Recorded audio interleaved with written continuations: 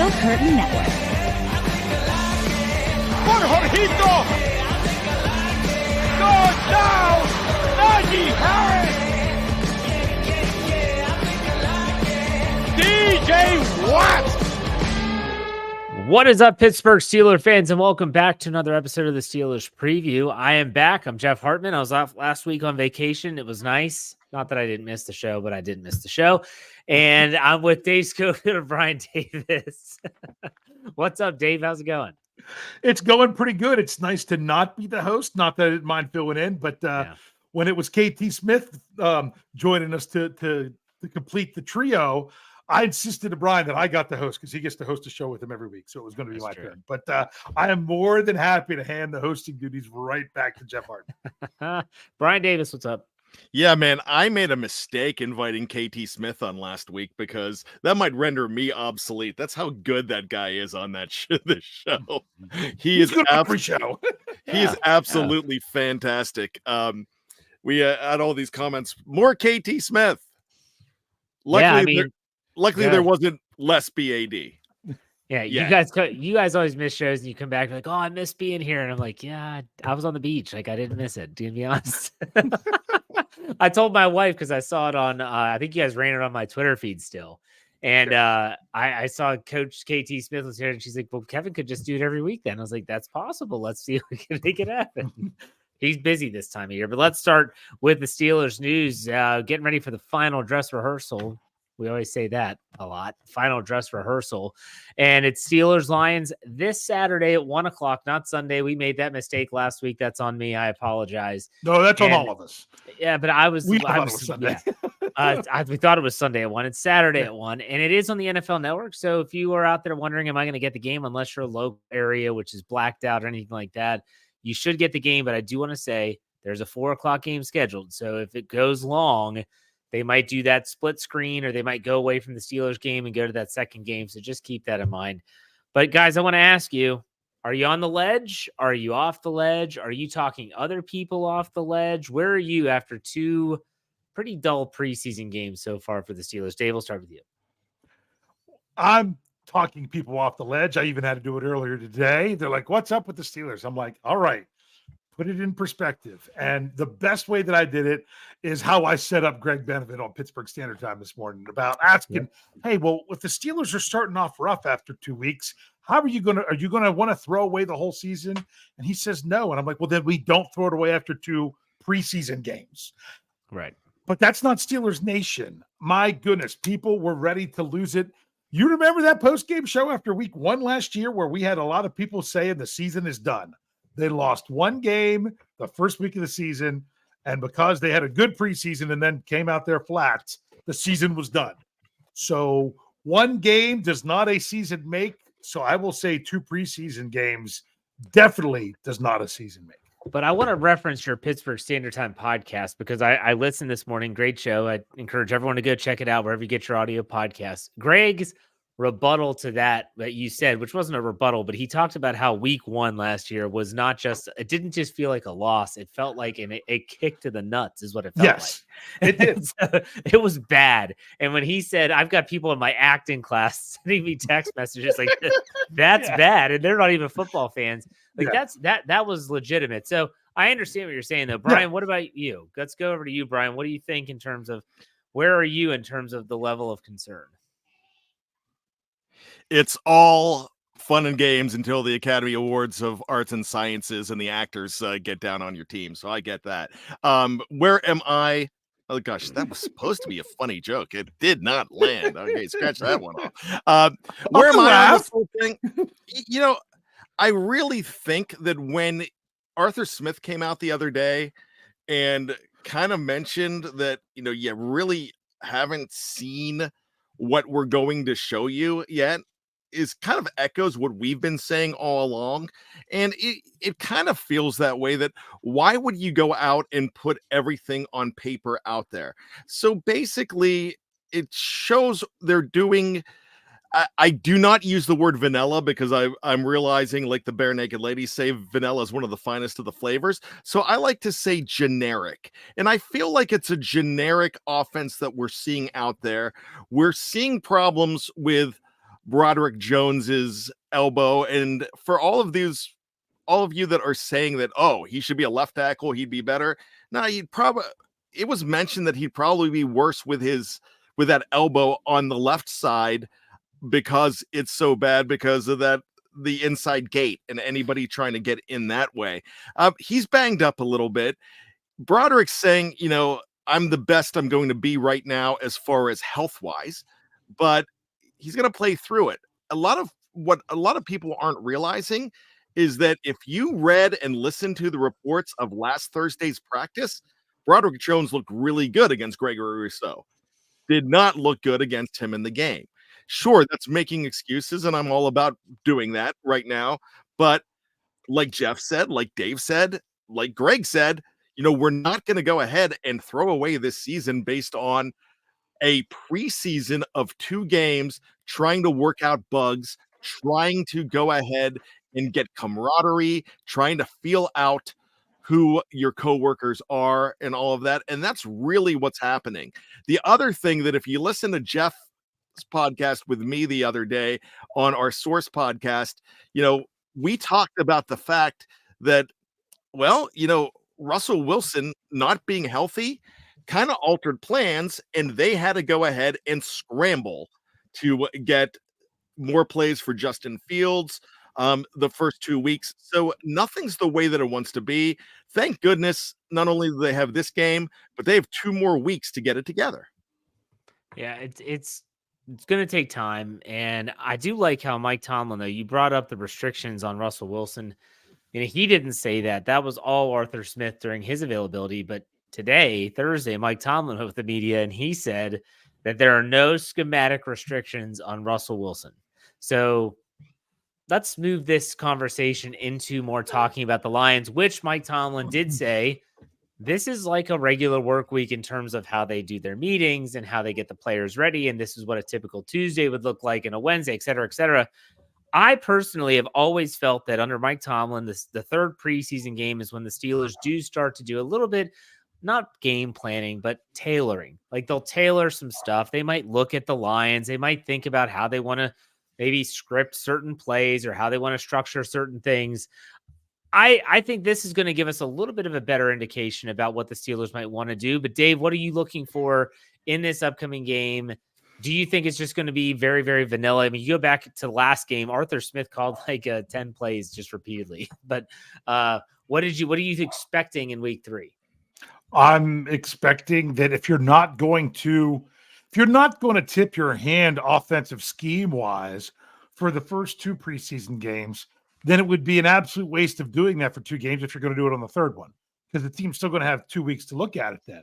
So I expect more of the same on offense, but just the whole plan is better execution. So that's what I look to see there. I liked what Coach Tomlin said about the whole fluidity about playing players. I had predicted you don't have to be fluid on defense. Know what you're going to do, get those guys out of there. You've seen a lot from your defense. Where you need to be fluid is on offense and get a feel for what you want to do.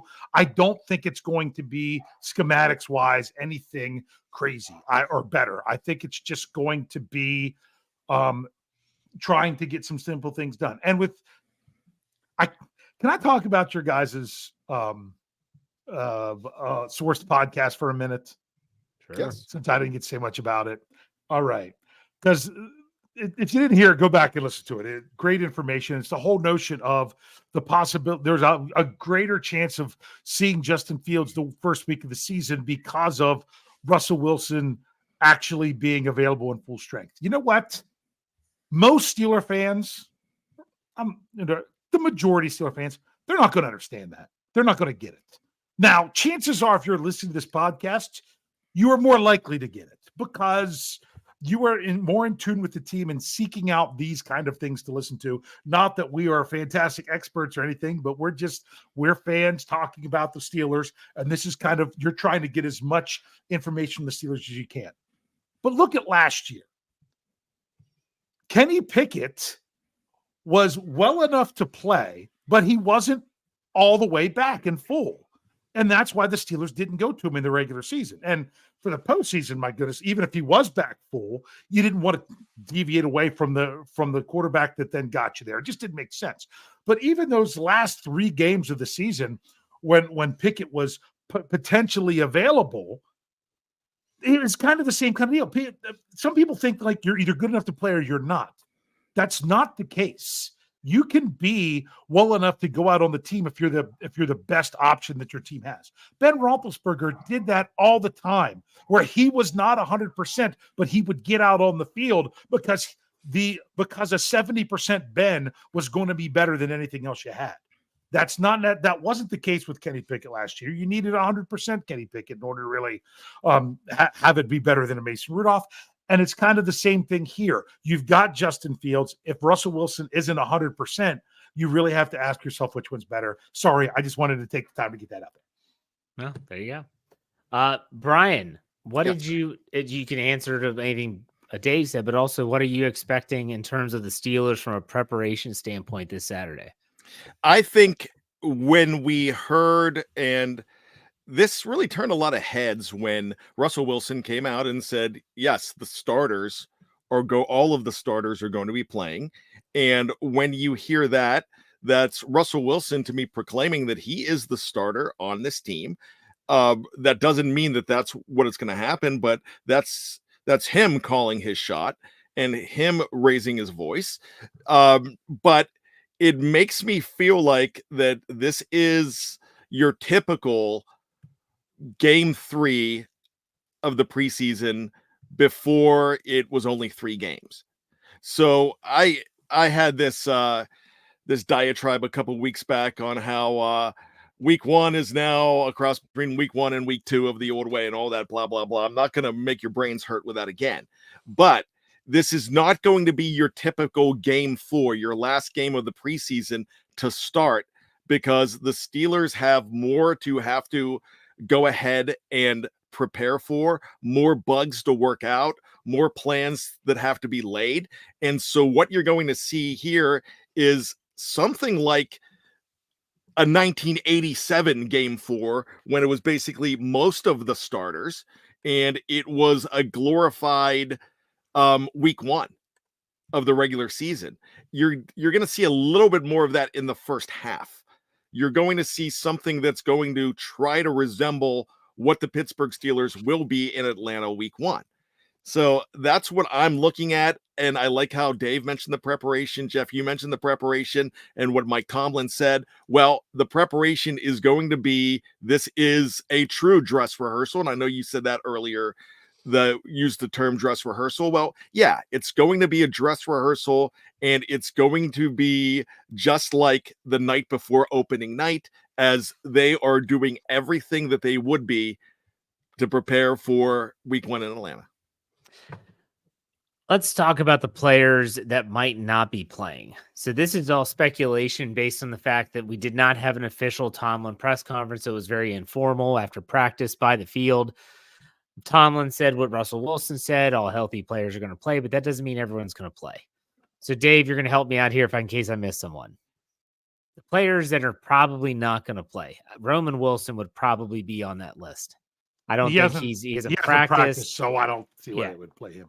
He's still doing just individual work. He hasn't done any team drills or anything yet. Troy Fautanu and his MCL sprain is not going to be playing as well. Is there anyone else, Dave, that you can think right now for sure is not going to play? That's still out there on the roster. Thinking, not that jumps out at me right now that I can think of. Now, let's talk about players that are like toss-ups. Could play, could also be held out. Like Alex Highsmith, still recovering from his groin injury. He's unsure of to play. Also, Jaylen Warren's probably not going to play. Oh, yeah, that's the other one. I knew there was one more. Yeah. Jaylen Warren's not going to play. No. So you have like an Alex Highsmith. He had a groin injury. He's been practicing, but do they want to risk him coming back? Is it worth it? Probably not. Probably not. No, probably not. I agree with that. Anyone else, Dave, that you could see in that toss-up category? I think Peyton Wilson, he'll be back. I think Beanie Bishop, Coach Tomlin even specifically mentioned him, that they even limited him some today to make sure he would be all right for Saturday because he needs it. Yeah. Other than that, I mean, Peyton Wilson's been cleared for a concussion, I guess, or according to him. According to him, he said it himself. He said it. Coach Tallman said he didn't know, Yeah. but like right around the same time, right after that, people interviewed him and he said he was good. I don't think they're allowed to interview him if they're in the protocol, right? I think you're right, because that makes me see it think, because you even posted this on our Slack channel, Dave, that he was doing some individual work. Shoot, that was like what, Monday? That was whatever day, Tuesday, whenever they were back practicing. Yeah. So that tells me he might not have been in the protocol. They might have they might have said, well, okay, he's not in the protocol at all. Well, he's just being monitored. Coach Tomlin said he still had to talk to people, so it's possible he was, or he wasn't, but it was one of those things that he was moving through it pretty good. Right. But Beanie Bishop, he'll probably play. Broderick Jones is still dealing with something. He's going to play. Obviously, he has to. So I can't think of any other injuries to note about this team. I got to ask you guys, do you think TJ Watt, Cam Hayward, do they play in this game? I know Minka played about 10 snaps in week 2. I don't want to see these guys too much, but Bryan, what do you think in terms of those guys, how much they'll play? I would think, if not just 1, probably 2 at the most. I don't think it's going to be a whole heck of a lot. I don't think it needs to be a whole heck of a lot. It needs to just, get the feel out there. Yeah, I read something the other day, and I didn't realize this, and this is a completely other team, but when he was on the Green Bay Packers, the last time that Devontae Adams played a preseason game was 2017. So those guys, there's some guys that just don't play whatsoever. I think we've learned with TJ Watt that you don't have to put him in, but I think TJ wants those reps, just maybe 1 or 2 to have that feel. So week 1 in Atlanta in Mercedes-Benz isn't the first time that he's taking a snap, maybe just to have his timing down. Yeah, but I still have nightmares of 2 years ago when TJ got cut low by TJ Hawkinson on a run play and he hurt his knee. And then he had to have surgery on it when he was on IR for his pec in week 1 against Cincinnati. I think that was 2 years ago. Late in the second. That was late in the second game. Yeah. Late in the second quarter of that game. Oh, yes. Yeah. So that was the third game. But if I'm not mistaken, that's where didn't he play in that game, that overtime win against Cincinnati? Didn't he force a fumble?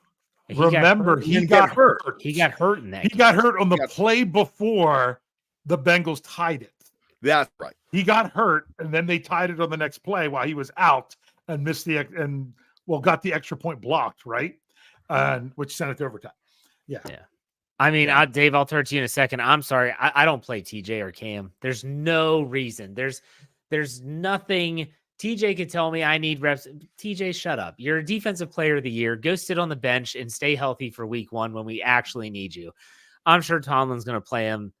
I hope it's just like last year. I think, Dave, you said this on your podcast. It was like 3 plays. You got to sack and get him the hell off the field. Put him in bubble wrap.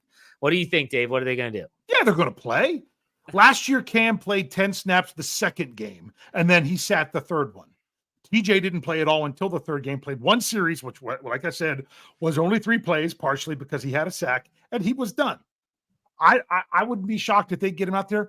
They might not even last the whole first drive, but the biggest thing is get them out there. They kind of did it last game, especially with TJ. I'm not sure about Cam, but I know TJ was at least warming up last game, and then next thing you know, he's not playing. Get them warmed up, get them ready, get out there. I kind of like that it's on the road. Get him out there, a few snaps, a couple in, or we're going to sub in for you because we want to give you a blow. Oh, no, wait, you're not going back in. You only played 2 snaps, you're done. It could be something that simple of only, 2 to 10 snaps. But I wouldn't be shocked just to go through the whole routine of warming up, stepping out there on a field, just to get used to that and then be done with it. I know some people say, well, what's the point? There is actually some value to that. But at the same time, what year was it when TJ didn't play in the preseason because it was the hold in 21 and completely tore up that first game. So there's some precedence there too. So, but I wouldn't be shocked. I think they're going to play, but I'll just say this. If you got something going on Saturday and you're not tuning in until 1:10, you might miss TJ Watt and Cam Hayward. Yeah. Go ahead, Brian. Yeah, I don't think I think this is something that Mike Tomlin, and if he's in this game and he gets hurt, Mike Tomlin's getting blamed, of course. But I have a feeling that this is more TJ Watt, Cam Hayward, whoever, convincing Mike Tomlin that they need to go. Which is, of course, like my wife says to me all the time, you're the parent. I get that, but these guys also have rituals, routines, and a lot of them feel that they need it. So I have a feeling that this is one of those situations where he's probably going to go ahead and let them make the decision whether they go or not. Now, Mike Tomlin does have a history. A lot of people will say that, look, he does not stand up to players, and that's bull, because remember not letting Ryan Clark play in Denver a couple of times in like 2009, 2010, 11, whenever that is, even in a playoff game, which helped cost them against Tebow. But so he's not afraid to make that call, but he's probably going to let those veteran players decide what they want to do and what's best for them. I got to call BS on that, Brian. If I'm Mike Tomlin and TJ comes to me and says, Coach, I got to play. Like, I need to play. I'm going to say, TJ, I want you to come to my office around 1:00 today. Is that cool? Like after practice, after the media is done, come to my office. So when he comes to my office, here's what I'm going to do. I'm going to bring up that preseason game where TJ Hawkinson cut him low. Say, watch this play, TJ. What did you do that was abnormal? Well, nothing, Coach. You had to have your knee scoped when you're on IR because of your torn pectoral. Do we really want to do that? No. TJ, I want to look at the board. There's a record up there. And tell me how many wins are there with combined losses. Oh, yeah, that's our record when you're not in the lineup. So I need you in the lineup. I need you in the lineup when the games count. And TJ, I understand that you're a ritualistic guy. I understand that you know your body. I know you're in shape. You've been practicing. You've been at training camp. I'm making the decision you're not playing. That's what should happen, Brian. I'm not saying that what you're saying is not possible. I'm saying that's what should happen, in my opinion. TJ Watt gains nothing from this game. Absolutely nothing, except for the risk of something catastrophic happening and then him being missing games that actually count. But Dave, I know you wanted to say something too. I'll let you go. Well, because Brian said something that I think is a really good point. He says about going through your ritual and preparing and everything. TJ Watt might have been planning on playing in the last game. He might have gone out there a little bit. And then their whole pregame got screwed up. They didn't even, I wouldn't have been shocked if they would have had TJ Watt play that game so they could announce him as a starter to run out of the tunnel, but they didn't even get to do that. So I wouldn't have been shocked if TJ Watt would have played last week, played 4 or 5 snaps, if that, and then they wouldn't even have to worry about him this week. Now, because of that, it might be this. There is, how much are you going to live in your fears? I understand you're saying as soon as that happens and then our season's screwed, that's right. But my goodness, if you can't have a professional football player play 3 to 8 snaps in a preseason game because you're so scared, then stop. Then just stop. Is it scared or smart, Dave? Like, these games don't count. They do nothing. He's a defensive player of the year. That's not scared. That's being smart. You are taking care of your investment in TJ Watt, your best player on the team.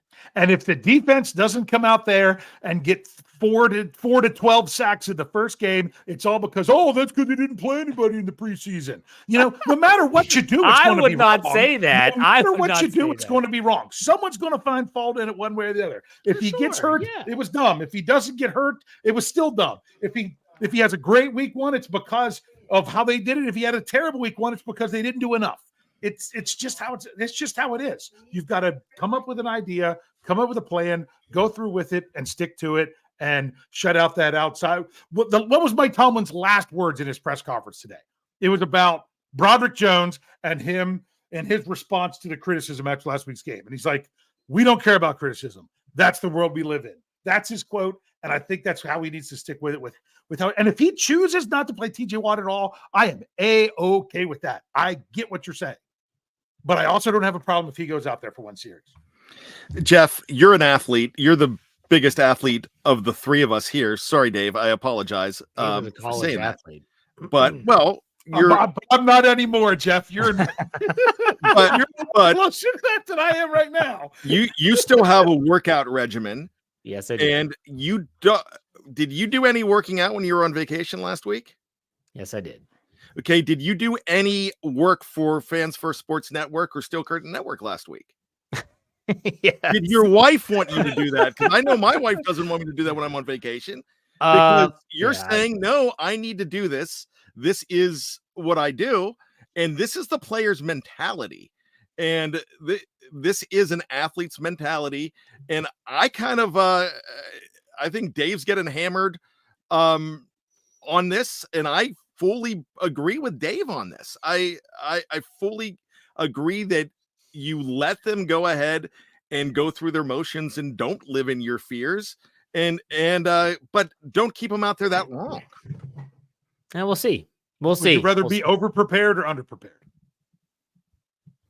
But now we're going to get into the weeds about being prepared and all that stuff, which I think TJ Watt will be really prepared regardless of whether he plays or not. The dude is a tactician in every sense of the word. So, all right, we've talked a lot. I want to take a quick break. For those watching on YouTube, Twitter, or Facebook, we're not going anywhere. But for those listening on the audio side, we'll be right back after a word from our sponsors. All right, we're back. Second half of the show.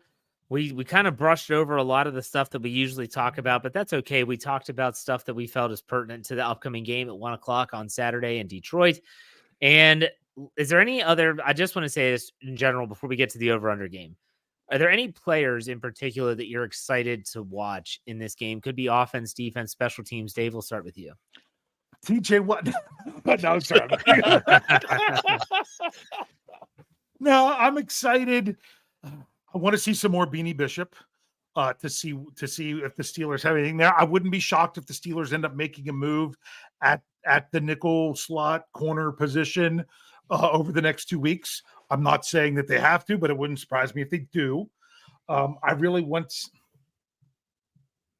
that. That's when it comes to individual, like defense. I'd like to see a little bit more Corey Trice. What's going on there? Other than that, it's more, I don't want to see individuals on offense. I want to see team execution. So that's why I'm not going to list any offensive guys. Okay. Brian, what about you? I want to see that line have some form of redemption. Mm-hmm. And I really want to see that. On the defensive side, here's a guy that we don't need to see, but I am enamored with any time I see number 6 out there. Reminds me of the glory days of Bubby, but a quarterback on defense, and that's Patrick Queen. I just love to see that number 6 out there thumping people. It's one of those things you feel better about your investment seeing them out there, and you feel really good about that defense and seeing them gel out there. As we always talk about the 3-tiered superstars on that defense with Cam. Then in the middle, even though he's on the edge, but in the middle you have TJ, and then in the backfield you have Minkah Fitzpatrick. Now in the middle of that field, I feel like you do have a superstar, and I think everybody feels that unless you live in Baltimore and want to use that Roquan Smith excuse. So shut up, all of you. But with that, no, I'm looking forward to seeing him. Of course, I want to see Bishop. I want to see more Nick Herbig too, because I'm starting to watch. I'm starting to think that how special this guy is, and that they're going to have to find a starting job for this guy pretty soon. But I hope they don't have to, because that's because of injury. But I really like seeing these guys out there. Of course, Keanu Benton, but another veteran on defense I want to see more of is Larry Ogunjobi, because I think he is having a comeback player of the year type season. And, and I know he wasn't out a whole heck of a lot last year, but I really think he's going to get his game back on track, because I think he was beat up. So there's a lot of guys I want to see here and there. want to see more Van Jefferson. I want to see more Scotty Miller. I want to see guys that could pop up and say, hey, I belong on this team, not just belong and am fighting for a hat, but fighting for a starting spot and could make a real difference, like a Scotty Miller made in Tampa Bay in the NFC Championship game and the Super Bowl. I want to see that kind of stuff. So you might find a I don't want to call it a diamond in the rough, but you might find a treasure that you thought was trash. You guys listed off a bunch of defensive guys that I have no interest in. To me, it's all on the offense. Like, this is the offense has heard it. You can tell these guys have heard the criticisms. They know how bad they've looked, whether you're talking about Broderick Jones, the entire offensive front, the quarterbacks, they all have worn it all week. And so this is their last opportunity to kind of silence the critics, or at least hush them a little bit. There's going to be some pressure there, and I hope that they respond to that pressure. I don't think they're going to freak out or overreact to another poor performance, but I just want to see the offense put together a semblance of a drive that ends in points, have people feeling good about themselves, fans kind of saying, okay, maybe this isn't the end of the world. Maybe there is a light at the end of the tunnel. That's kind of what I'm looking for. But all right, let's go over the over-under. Dave, I wasn't here last week. You wanted to update the over-under game. Go ahead and do that now, and then we'll talk about this week's over-under. Oh, yeah. Well, you weren't here, but you gave me your picks before the show, which was fantastic. Mm-hmm. Last week, see, there's one of these that's kind of in dispute. And that's when I said, how many times will the Steelers put the ball on the ground? And they did have a fumble. The ball didn't come anywhere close to touching the ground. Yeah. But technically, I'm going with that as being a fumble, which gave Bad and Kevin each a point, and not Jeff and I, when I really think we had it closer. I think you just nix it. Just nix it. No. And here's why I'm not going to nix it. Because leading last week was Bryan. He got 4 out of 5. The only thing he didn't get right was the Steelers scoring over 19.5 points. Okay. Kevin got 3. I only got 2, and Jeff only got 1. Nice. So we're throwing Kevin out because he wasn't here for both weeks, but that's nice to see KT coming in with a 3. So if you take the scores from the 2 weeks combined, it is a 3-way tie with 5. So all 3 of us are tied. So Bryan didn't do so good the first week, did great last week. Jeff, you did great the first week, didn't do so hot last week. And I came in second place both times. And we all have a total of 5. So that's where we stand. Well, there's going to be 5 over-unders again for this week's game, and we'll probably go with that, maybe up to 6 during the regular season. The first 2 remain the same as the last time I did this, and it's all about turnovers and takeaways. So Pittsburgh Steelers turnovers, that's the offense giving up the football in one way or another. I have that at 1.5. Bryan, let's go with you. I'm going to go ahead and, I'm going to take the under on that. Okay, Dave. That's been the same line for 3 weeks. I love it, and we're going. I won with it last week, so I'm going to go with it this week, and it's the only one Jeff got right last week, which was taking the under there. I'm saying under as well. Absolutely. Now, this is the tough one. Pittsburgh takeaways. The Steelers taking the ball away. They haven't done it a lot. They did it one time last week. Miles Killebrew with the interception of Mitch Trubisky. 1.5 is the line here again, and so last week was the under, I do believe. Let's see what they can do this week. Bryan, what do you think? I'm compelled to take the under, but I think for the Detroit Lions that they may be really playing less starting guys in the game. So I would go ahead and say, I'm going to say that some Steelers make some waves on defense. So I think they're going to get 2 takeaways. Okay. Dave? I'm going to take the under on this one as well. I think they'll get 1, but asking for 2 in a preseason game is a lot, but it really could be sloppy either way. I'm going to go under as well. I think it's 1. All right, let's go to points allowed. Okay, so the defense has done a good job relatively, especially last week, only allowing 9 points. So now we have the over-under line in terms of Steelers points allowed at 13.5. 13.5 points. I did not look up the Detroit Lions' first 2 preseason games. I don't know how many points they've scored. This is the preseason. I'm not doing all that for a preseason game, but still 13.5, Bryan, over under. Yeah, that's tough for me. I'm going to go a little bit over because this is still a good scoring team. That's a perfect line, Jeff. I actually like that there. I'm going to say slightly over. I would probably think that this team gets anywhere between 14 and 17. Okay, Dave? Yeah, that is a great line. 13.5 is a tough one. It really Yeah. is. That's the ultimate spot. I'm going to go over on this one as well. I do know that Detroit did beat Kansas City last week with like a last second That's right. field goal or something. Yeah. Only because it happened to be on, I think, after our post Right. game show or something like that. No, wasn't it? No, right before the game. Before our game. Yeah. Well, I was waiting for the Steelers game. I knew it was something with the Steelers going on. That was I'm gonna- dreadful to watch. I should have thought of what score I was going to come up with before I answered this one. So now I'm going to be pigeonholed into that, but I'm going to say over. So I did have my prediction done already, so I'm going to say under. All right, I'm going to say under on this one. All right, the next over-under category is Russell Wilson pass attempts. Now, this is going to be tough because you got to think about how many series is he going to play, and if he does, when he does play, how often are they going to run it compared to throw it? Pass attempts, 12.5 is the line. Brian, what do you think?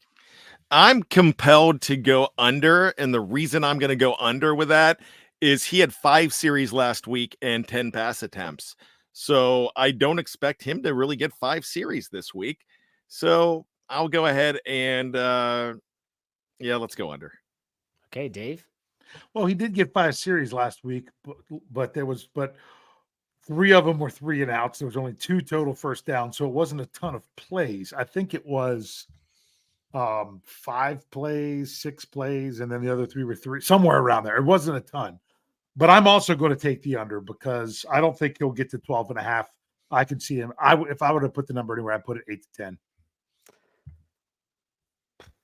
10. You know what? What the hell? I'm going to go over. I think they're going to play him longer than you think. I think that they want to see what he can do. I'm going to lean on what our source podcast was earlier this week, and that they're going to give him every opportunity to prove his worth. And Justin Fields is going to get an opportunity too. I'm going to say over, but not by much.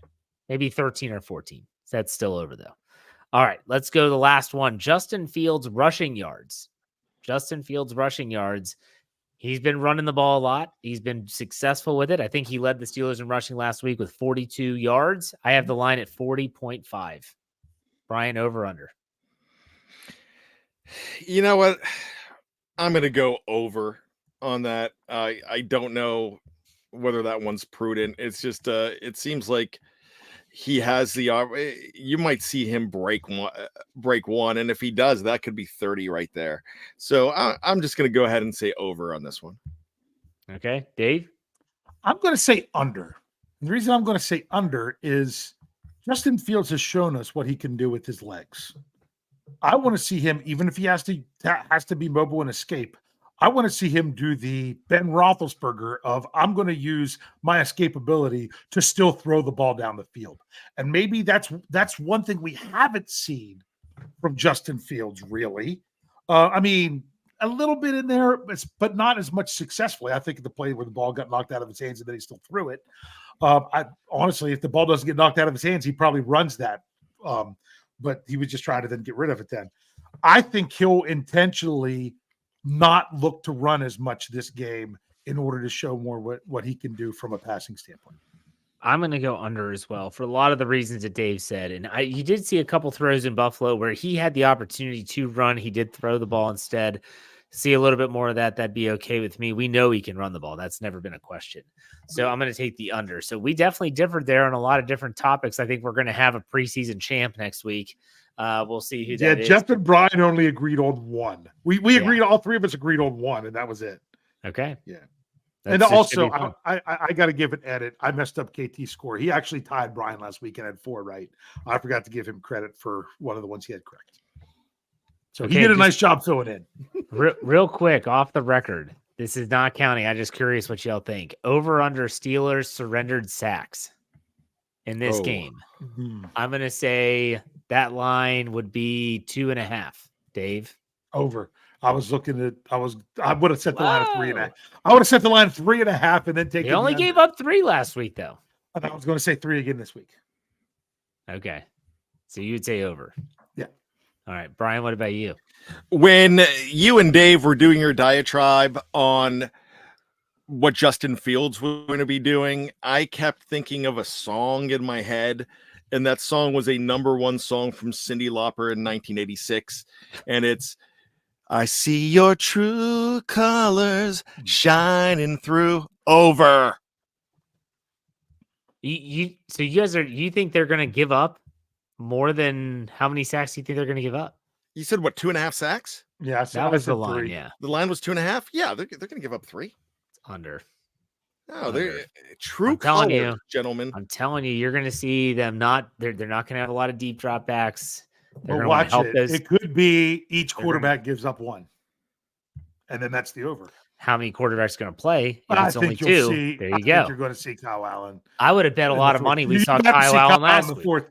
And no, because I get it. Like this week, when they're saying they want to give those other guys a chance to showcase what they can do at other places, Coach Sean was talking about, I think that tells me that I don't think they want Justin Fields out there with the last 5 offensive linemen that you have on the team. I think that's Kyle Allen time. Well, hell, then I'd rather see Plumlee if they're doing that. Kyle Allen's going to make the team. He's going to make the team. You don't need to see any more of Kyle Allen. That's like when we used to see Mason Rudolph every preseason. Like, we've seen this enough. Why do we need to see it anymore? All right, so there you go. That's good. Let's go to trivia. What's up? Scores. We didn't give our scores. Predictions. My gosh, yeah, let's do that. What's your prediction, Brian?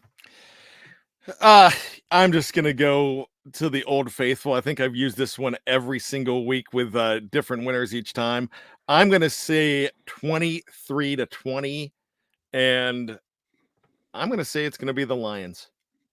So you've gone 0-3 in the preseason. All right, Yep. Dave. What about you? I'm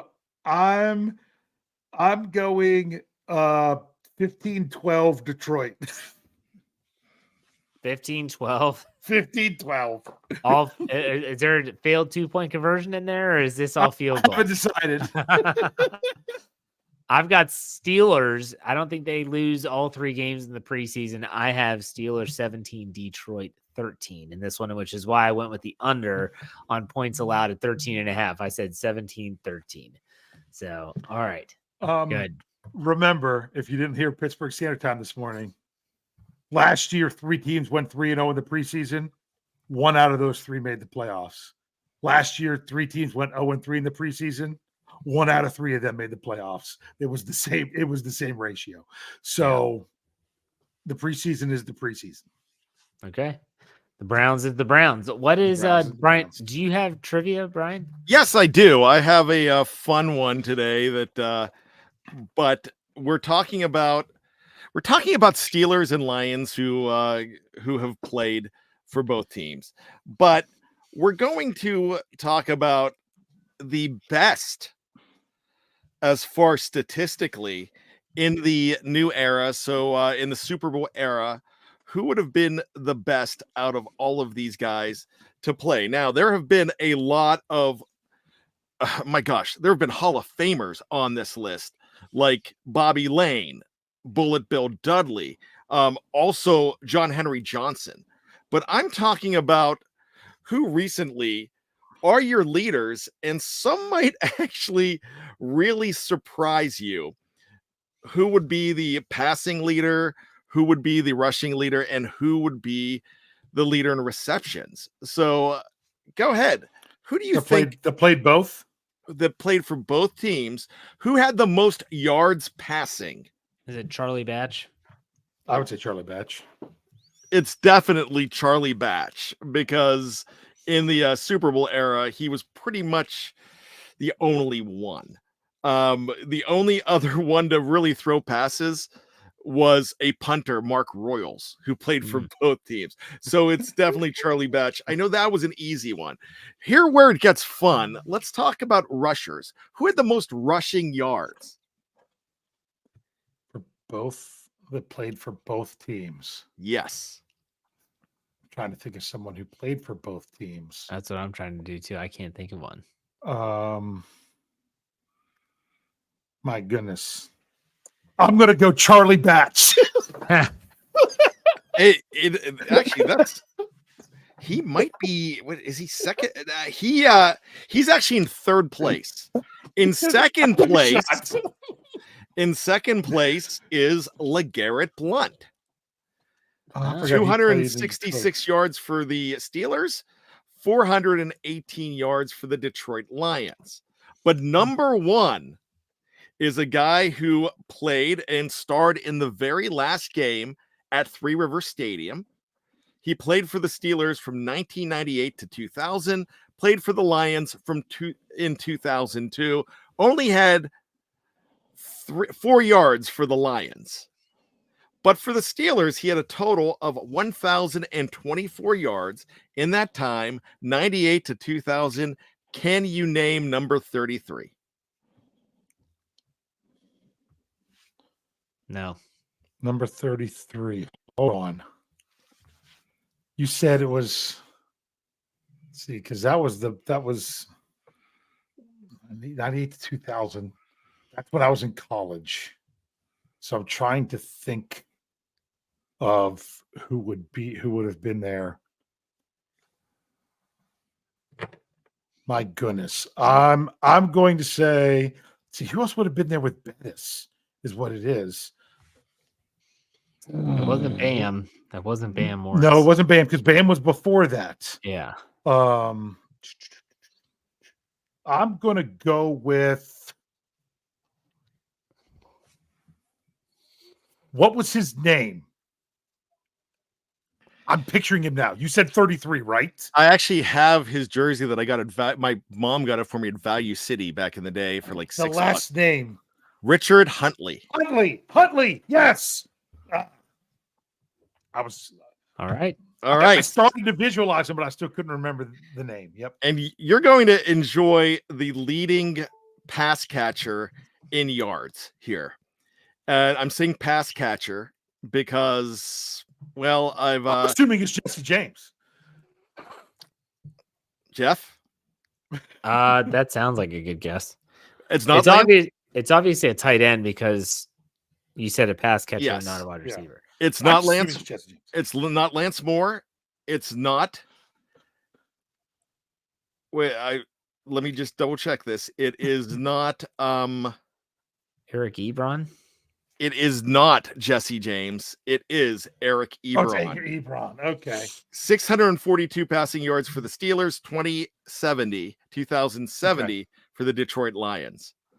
So there you go. Jesse James had 1189 for the Steelers, 271 for the Lions. Yeah. Wasn't there another tight end? Was it Ramiersma or someone like that came from Detroit? I mean, obviously he was a blocking tight end. He's not. I thought he was Buffalo.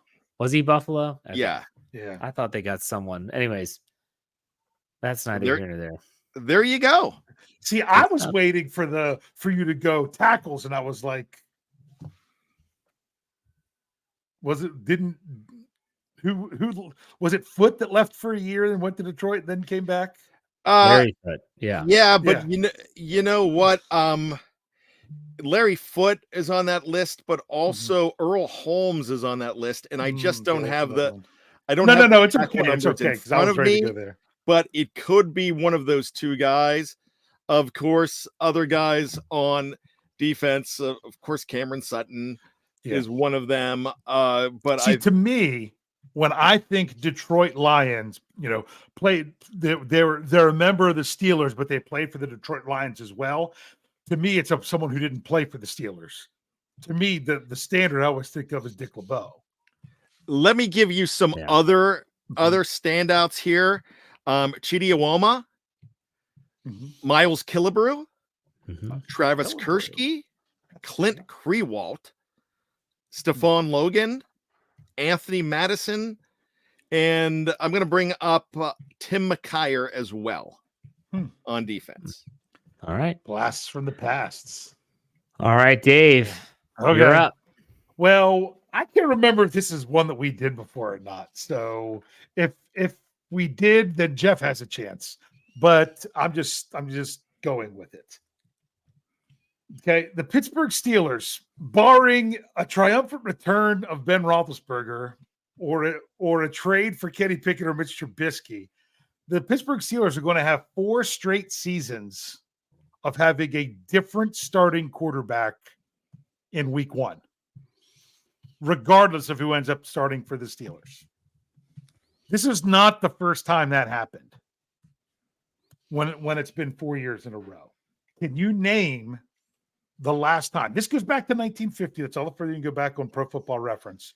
It's actually happened twice where they've gone 4 years in a row with a different starting quarterback. And it can't even be like someone started a year, then they were off, and then they started again. 4 different players in 4 years. There's actually 4 times where it was 3 different players in 3 years.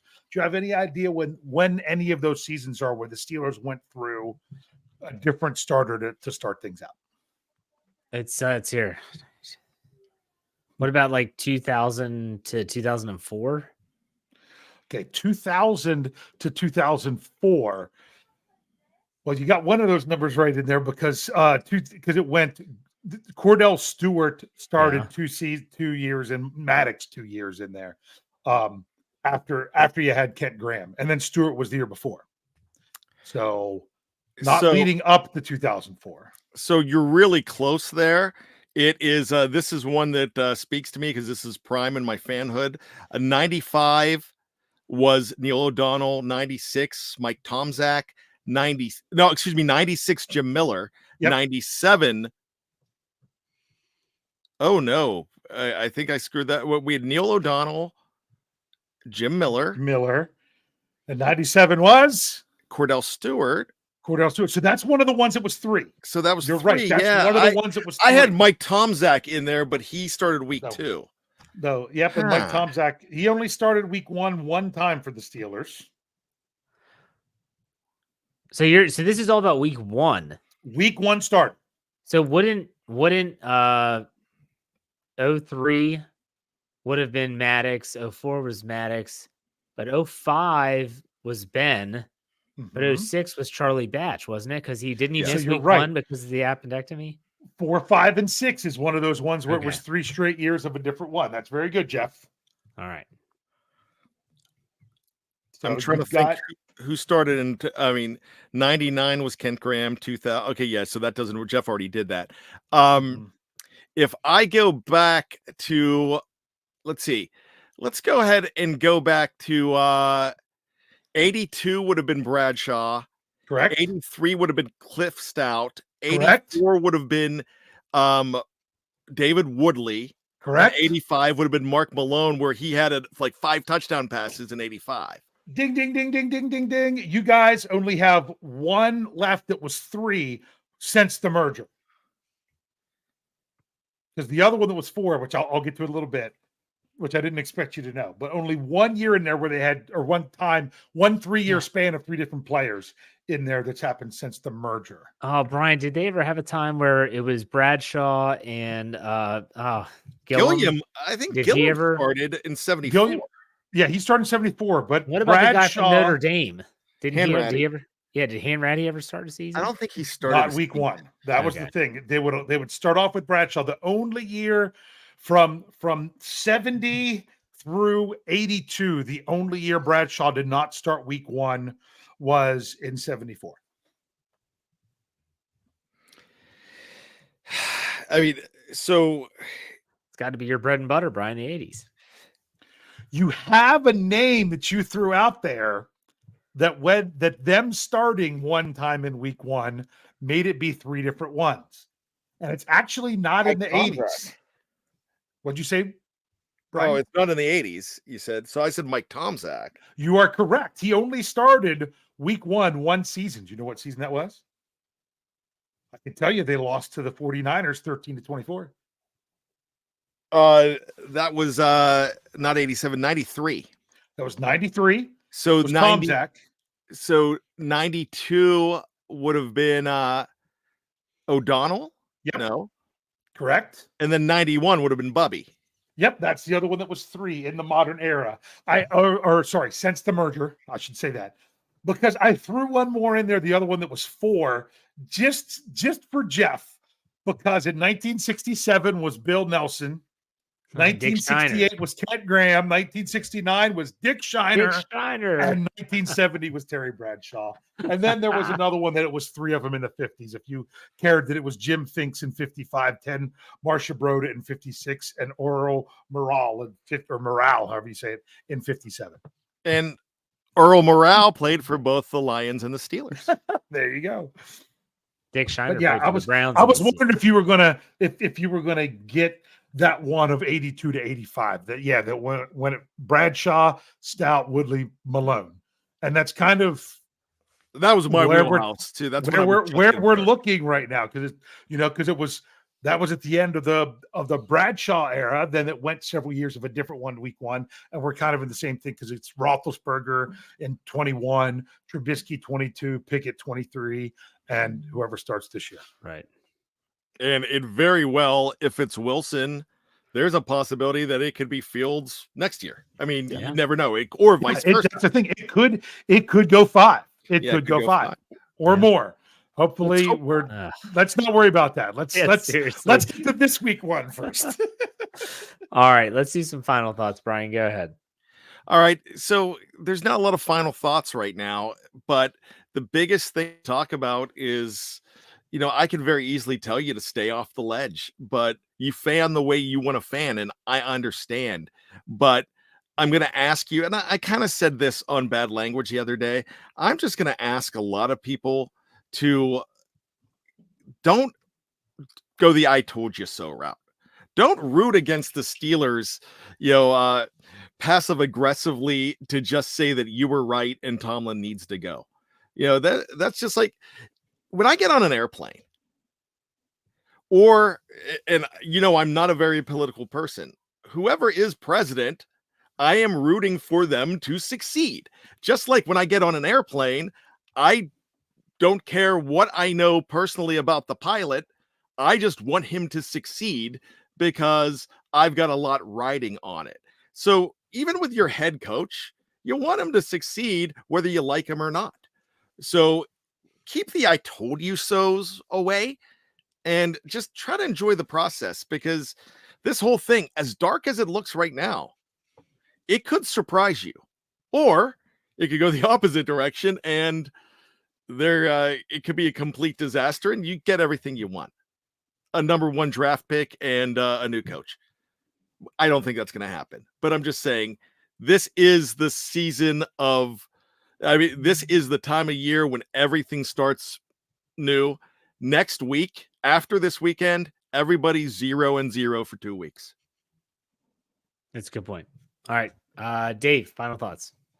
Yeah, sometimes you move on to things, and things change so quickly that you forget where you were. Today's kind of a momentous occasion here in my household, because this is the last single-digit birthday that we are celebrating with my immediate family. My youngest son, turned 9 today. So that means before we know it, we're moving on to a different era. So I kind of think this could be the case. We're sitting there having these conversations about what's going on during these preseason games. I wouldn't be shocked if the Steelers do something to change up this roster just enough to get us thinking about, now maybe this could be different because of this. They've done it in the past where they've made some moves. They've picked up players. Somebody's been cut. They make a trade, things like that. And I'm not even saying it's going to definitely be wide receiver like people are expecting or corner. It could be something that we're not expecting. But I wouldn't be shocked if this roster moves in a way that by this time next week when we're talking about it, we feel a little bit differently because, the Steelers made this move.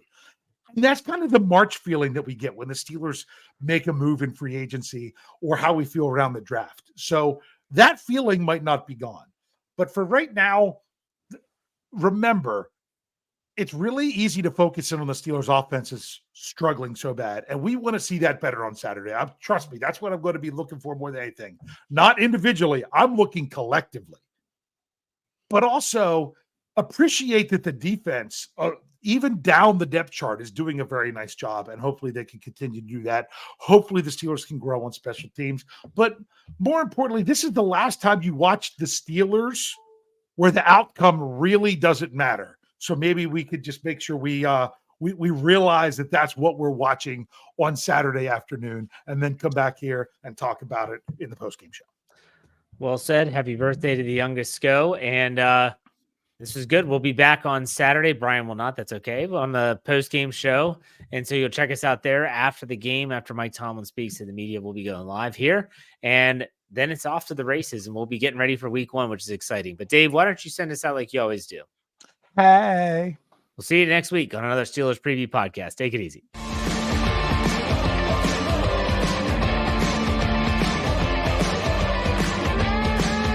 Steel Curtain Network. Get it. Everybody else gets a little tight.